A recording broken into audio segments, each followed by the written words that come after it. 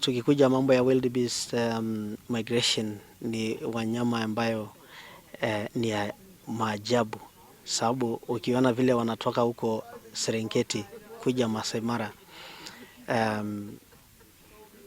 wako na mission, wamekuja kufanya kazi yao vizuri, sababu wanakujanga hapa wakati wana migrate hivi, wanakuja kupandana huko, alafu wanarudi huko Oktoba, Novemba, ndio wakuwe na wana calf northern Serengeti.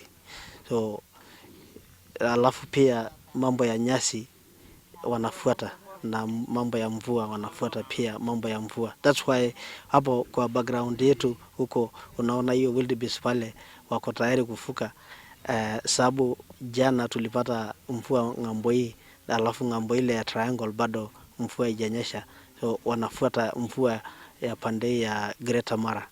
Governor inafanyisha kazi hiyo pesa, sababu ukiangalia hata huko nje ya community imejenga mashule, na ukikuja ndani ya park imefanya mambo ya barabara imekuwa mzuri, na ukiangalia huko kwa community pia ukiona mabarabara iko sawa, mashule, mahospitali.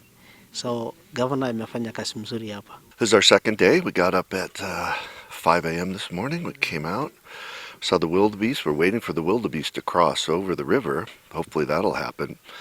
Yesterday we saw a serval cat. It was beautiful, like a small cheetah. And then we saw 2 lions that had just eaten big male lions, and they were sleeping. And then we waited, and then they woke up. And they wandered around. We got to see them and get real close to them because they were still kind of sleepy. That was just beautiful. And we've seen zebra and giraffe. And the thing is, you know, people come out for the big birds, but I mean, they come out for the big animals, but it's the birds that are really, the small birds are also really, and we weren't really birders before, but we've kind of become big time birders now. Yeah. The birds of Kenya are just magnificent.